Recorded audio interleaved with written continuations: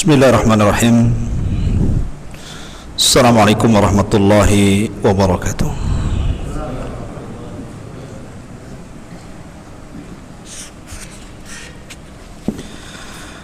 Alhamdulillah wassalatu wassalamu ala Rasulillah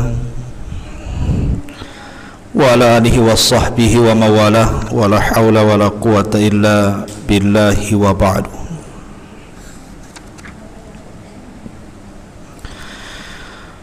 Baik, kita lanjutkan pembahasan kita, masih membahas kitab Tauhid. Kita masuk pada bab ke-34, bab qaulullah afa aminu makrallah.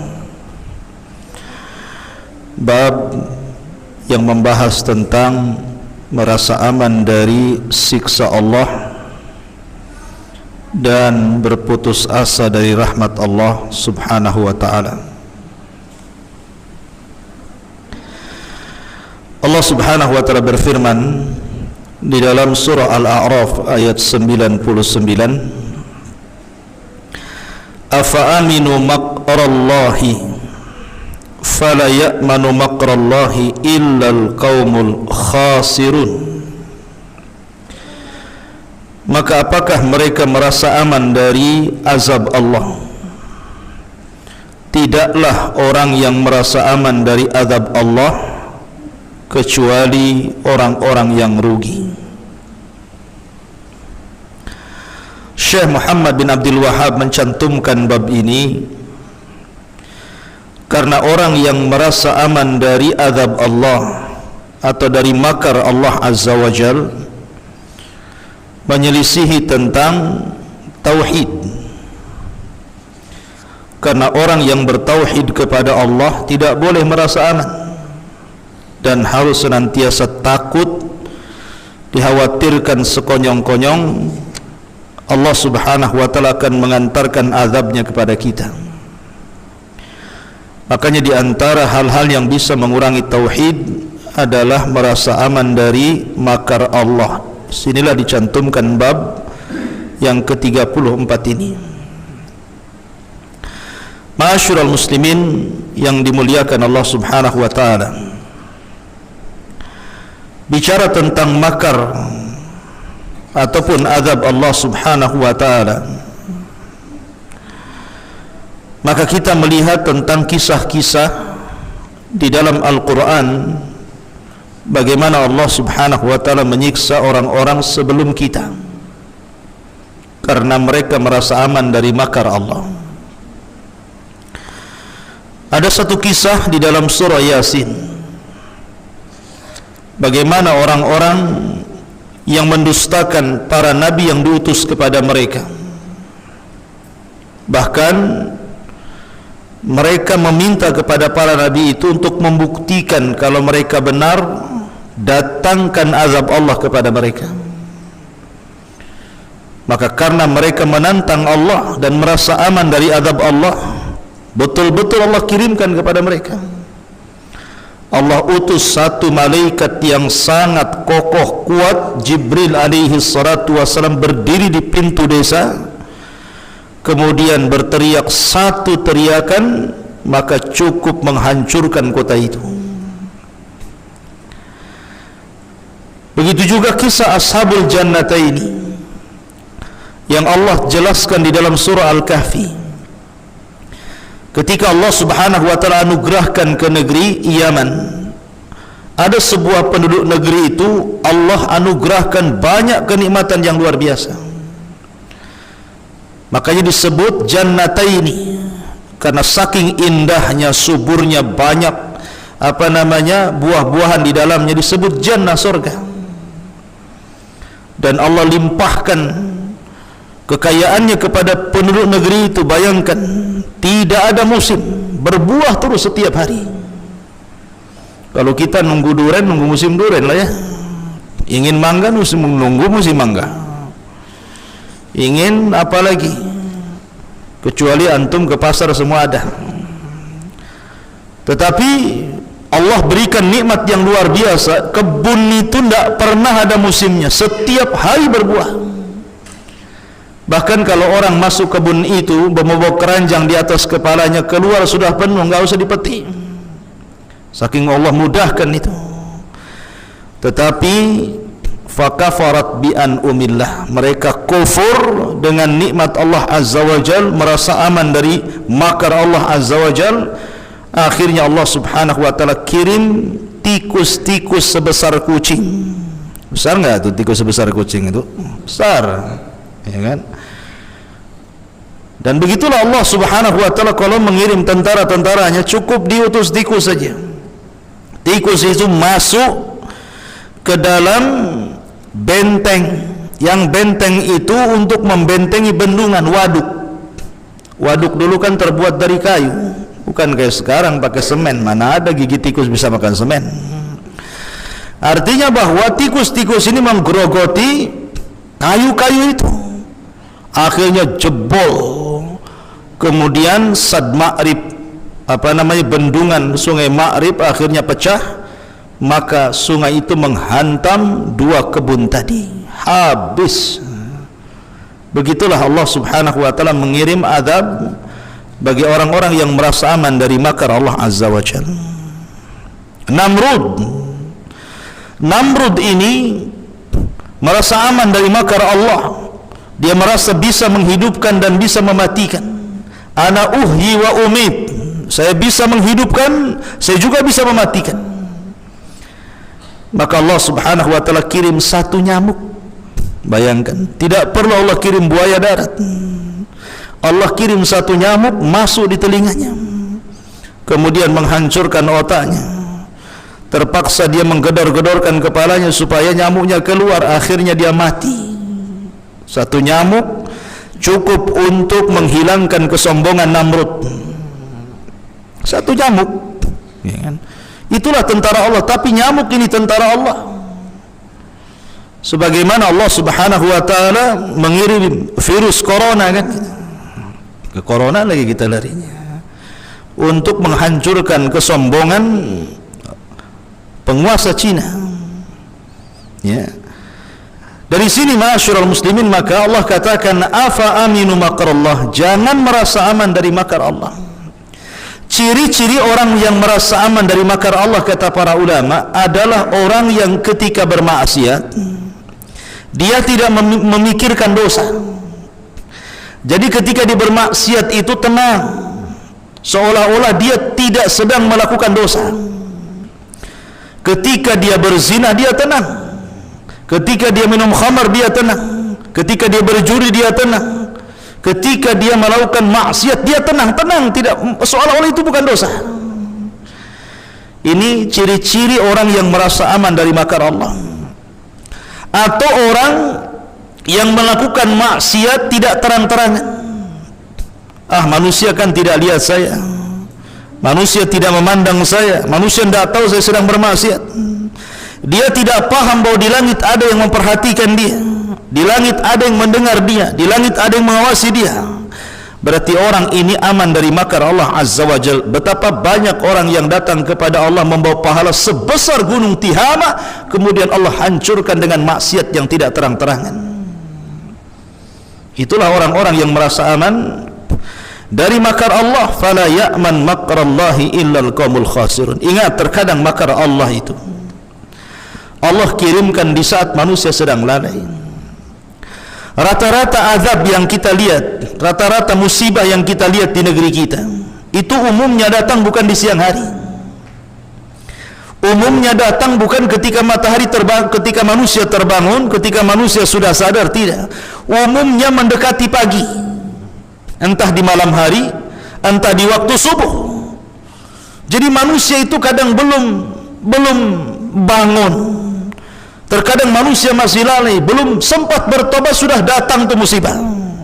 Begitulah wa makaru makran wa makarna makran wallahu khairul makirin. Mereka hendak membuat makar, Allah juga buat makar, dan sebaik-baik makar adalah makar Allah Subhanahu wa ta'ala. Allah Subhanahu wa ta'ala berfirman, ikhwan, inna batsha rabbika lasyadid. Allah Subhanahu wa ta'ala kalau sudah mengirim azab, maka azab itu sangat pedih dirasakan. Sering saya katakan bahwa orang yang merasa aman dari makar Allah itu ada yang bersifat pribadi, ada yang bersifat kelompok, ada yang bersifat negara, ya. Seperti umpamanya bersifat individu, orang-orang yang membiasakan melakukan fahisyah, kemaksiatan seperti perzinahan, melakukan homoseksual, mabok dan yang lainnya. Mereka tidak sadar bahwa di balik perbuatan itu ada tentara-tentara Allah yang akan datang kepada mereka. Rasul mengatakan, "Idza dhahara al-fahishatu fi qaumin qattun hatta yu'linu biha." Apabila sebuah fahisyah, perzinahan, homoseksual dan yang semacamnya sudah melanda di sebuah negeri dan berani terang-terangan, illa fasha fihi mutta'un wal auja allati lam takun madat fi aslafihim. Allah akan kirim tentara-tentaranya, akan membuat penyakit ta'un dan berbagai macam penyakit yang belum ada sebelumnya. Lihat bagaimana tingkat masyarakat kita yang bermaksiat itu, yang berzina, homoseksual, macam-macam penyakit datangkan. Ada namanya penyakit raja singa. Ya memang singa raja, tapi ini bukan raja singa itu, ya. Ada penyakit AIDS, macam-macam. Sampai hari ini orang-orang berusaha untuk mencari obatnya. Banyak orang-orang cerdas, orang-orang pandai, orang-orang cerdik, profesor, dokter kesehatan berkumpul satu dunia mencari bagaimana solusinya, virus apa obatnya. Tetapi mereka tidak sadar yang mereka lawan adalah tentara Allah. Mereka sedang berperang dengan tentara Allah. Mereka tidak bisa melawan. Afa aminu makrallah. Jangan merasa aman dari makar Allah Azza wa Jalla. Yang Allah kehendaki bukan mencari obat dari penyakit itu. Yang Allah kehendaki berhenti kalian dari maksiat itu. Itu maksudnya. Kita dituntut bukan mencari obat, kita dituntut berhenti. Kalau berhenti tidak perlu cari obat, sembuh sendiri, karena Allah akan mencabut tentara-tentaranya. Tetapi ketika orang merasa aman dari makar Allah, karena orang-orang yang seperti ini, kalau dihadapkan dua manusia, satu ustaz, satu dokter, dia lebih takut dengan dokter dibandingkan sama ustaz. Sering saya katakan seperti itu. Coba Anda berceramah kepada para wanita-wanita malam, atau kepada pria-pria hidung gosong, ya. Coba antum ngomong sama dia, ini dalilnya tidak boleh, ini hadisnya, ini ayatnya, jangan merasa aman dari makar Allah. Tenang-tenang saja dia. Coba dokter mengatakan, kamu ini 3 hari lagi mati, ada air di badanmu, berhenti kamu. Ditakut-takut itu dokter, dia takut, padahal dokter nggak pakai dalil. Dokter hanya ngomong, kamu sebulan lagi masalah, berhenti dia.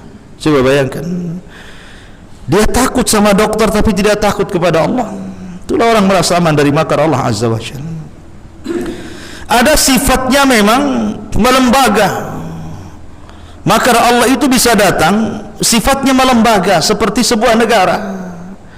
Sebagaimana Allah Subhanahu wa taala berfirman, "Man lam tahkum a'immatuhum bi kitabillah wa yatakhayyaruna ma anzalallah illa ja'alallahu ba'sahum bainahum syadid."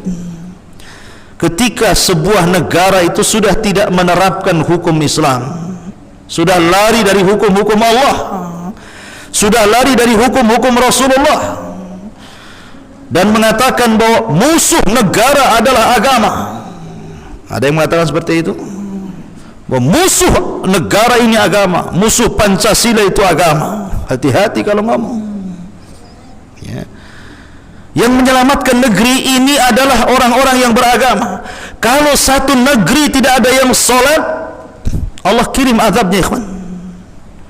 Kalau di sebuah negeri tidak ada yang ngaji, tidak ada majelis ilmu, tidak ada yang mempelajari halal dan haram, negeri ini sudah hancur.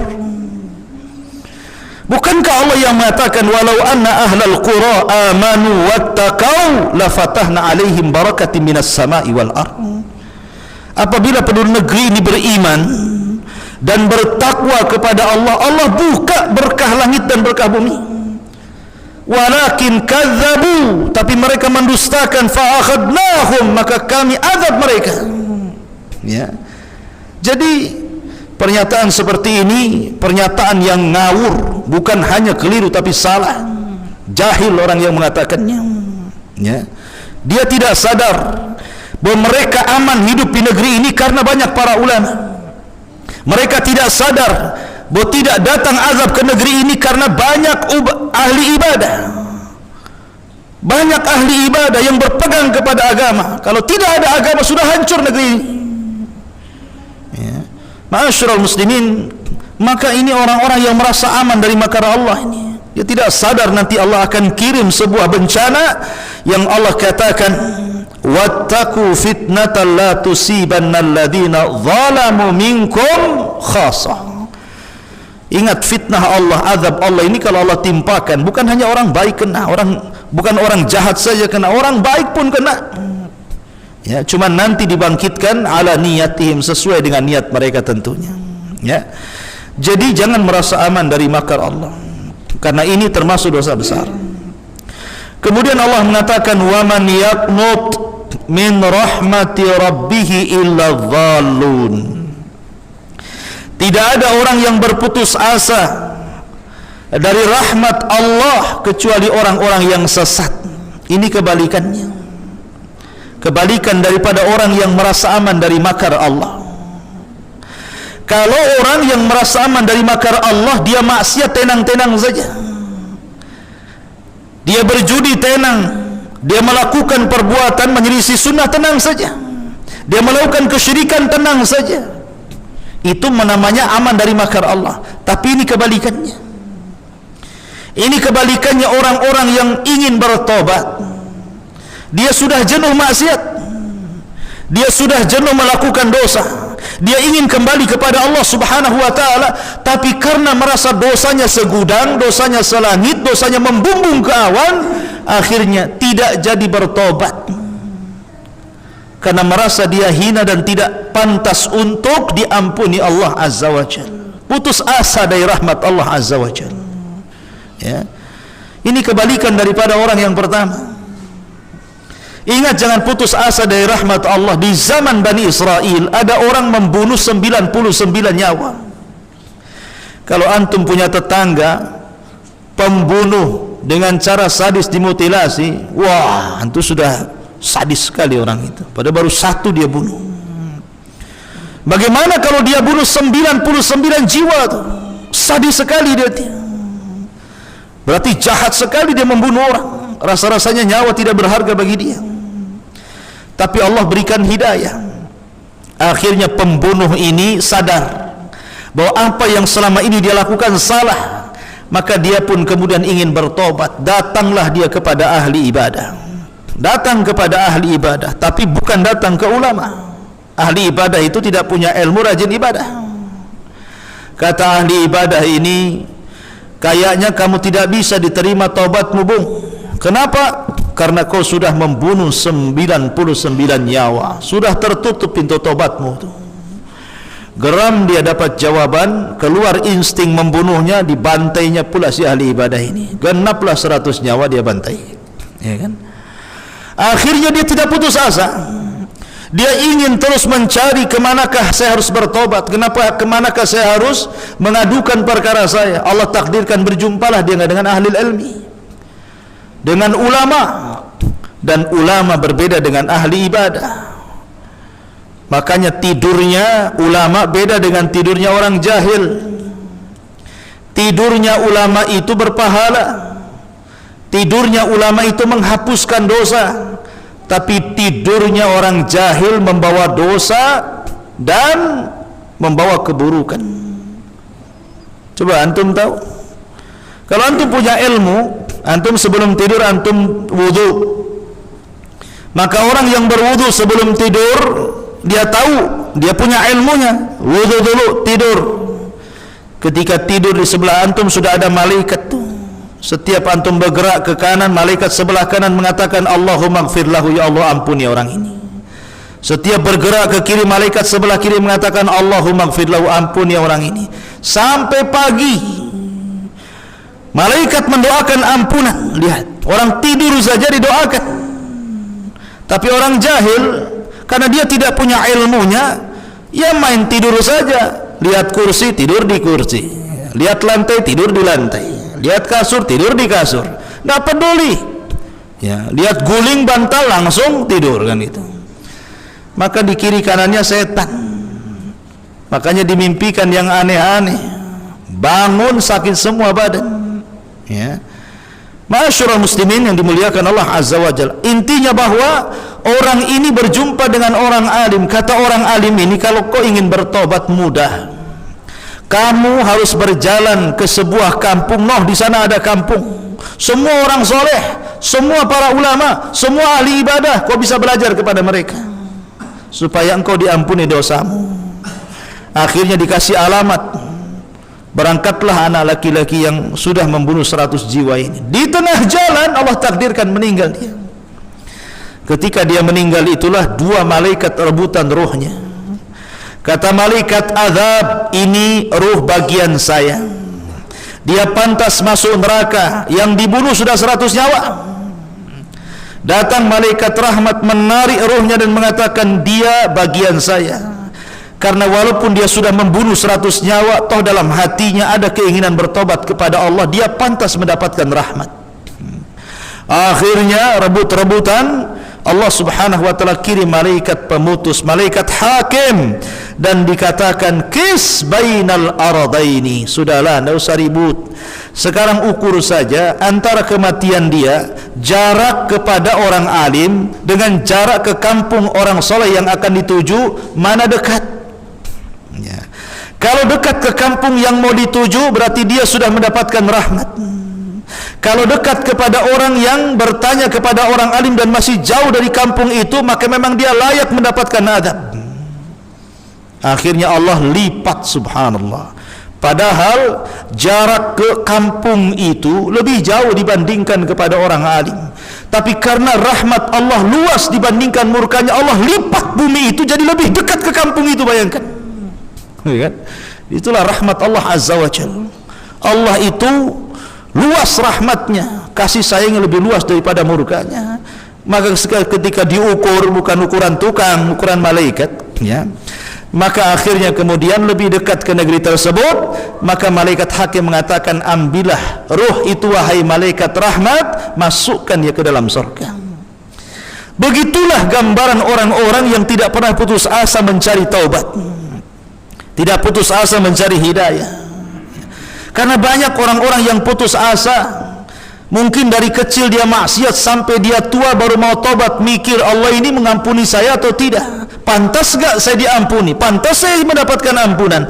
Akhirnya dia pun putus asa. Ketika putus asa itulah balik lagi dia maksiat. Ya. Maka jangan pernah putus asa dari rahmat Allah, karena inna rahmati wasi'at ghadabi, rahmatku lebih luas dibandingkan kemurkaanku. Ya, rahmatku lebih luas dibandingkan kemurkaanku. Rahmat Allah luas, dan kasih sayang Allah kepada hambanya jauh lebih sayang dibandingkan seorang ibu kepada anaknya. Ketika Nabi SAW menawan beberapa tawanan, ada wanita kemudian punya bayi, tiba-tiba bayinya hilang di dalam tawanan itu. Maka wanita ini menjerit-jerit, menangis-nangis, mencari-cari bayinya. Kemana bayi saya? Kemana bayi saya? Dia cari ke sana kemari, dia ketemu. Ketika sudah putus asa, sudah tidak punya lagi ingin hidup lagi karena sudah buah hatinya hilang, tiba-tiba Allah takdirkan bayi itu ketemu. Masya Allah, bahagianya, sayangnya ibu itu kepada bayi itu luar biasa. Maka Rasul mengatakan ke hadapan para sahabatnya, lihat kasih sayang ibu itu kepada bayi. Allahu arham min ibadih. Ingat, Allah lebih sayang kepada kalian dibandingkan sayangnya ibu itu kepada anak itu. Makanya seorang ulama ketika ditanya, kalau seandainya Allah subhanahu wa ta'ala memberikan peradilannya pada hari kiamat, didatangkan dua, satu orang tua kita, satu Allah subhanahu wa ta'ala, Lebih baik mana kau? Apakah lebih baik orang tuamu yang menghisab dirimu ataukah Allah yang menghisab dirimu?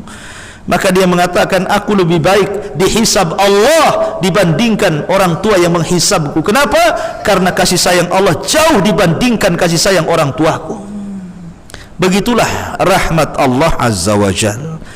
Maka Allah mengatakan, waman yaqnatu min rahmati rabbih illa ghalun. Ya, tidak ada orang-orang yang putus asa dari rahmat Allah Azza wa Jalla kecuali orang itu sesat, pasti sesat. Ya. Kemudian hadis Nabi SAW bersabda dari Ibnu Abbas radhiyallahu anhuma, Rasul ditanya tentang dosa-dosa besar, maka beliau kemudian menjawab, asyirku billah wal ya'su min rauhillah wal amnu min makrillah. Pertama, syirik kepada Allah. Yang kedua, putus asa dari rahmat Allah. Yang ketiga, merasa aman dari makar Allah. Lihat, Allah di sini Rasul sallallahu alaihi wasallam meletakkan putus asa dari rahmat dan aman dari makar setelah kesyirikan. Setelah kesyirikan kepada Allah menunjukkan bahwa ini dosa besar. Ya. Dan dosa besar itu, setiap dosa yang ada hukumannya secara khusus, baik di dunia ataupun di akhirat. Di dunia secara khusus, kalau maling dipotong tangan, kalau berzina dan dia muson dirajam, kalau dia minum khamar didera dipukul 40 kali, di zaman Rasul, di zaman Umar 80 kali. Itulah hukuman khusus di dunia.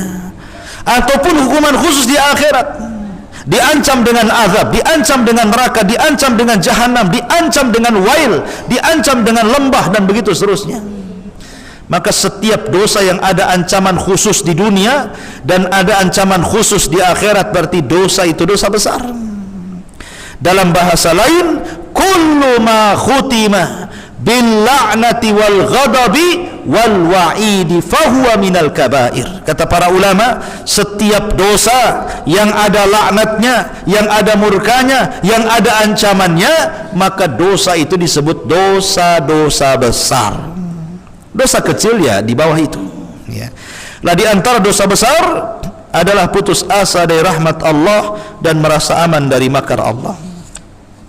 Abdul Razzaq As-San'ani meriwayatkan dari Abdullah bin Mas'ud radhiyallahu anhu, akbarul kabair al-isyraku billah wal amnu min makrillah wal qunutu min rahmatillah wal ya'su min rauhillah.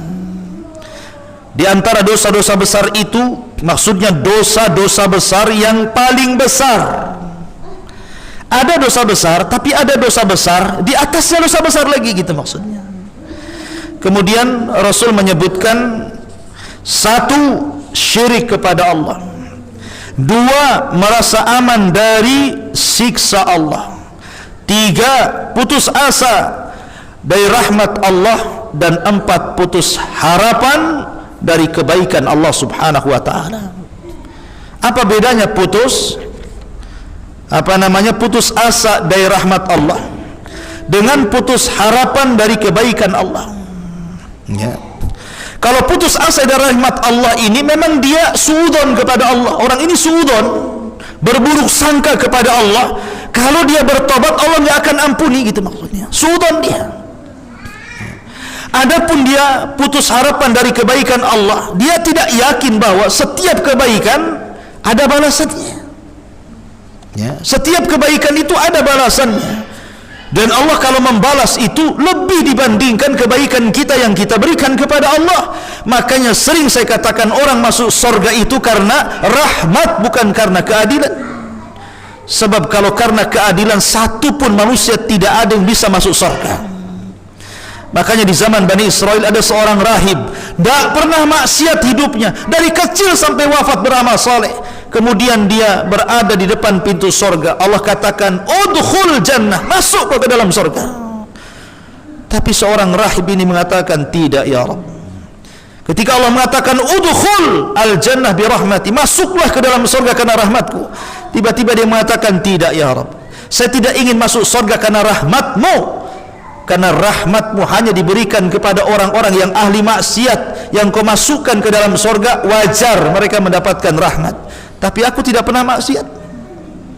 Kenapa aku harus masuk surga dengan rahmatmu? Aku ingin masuk surga karena amalanku.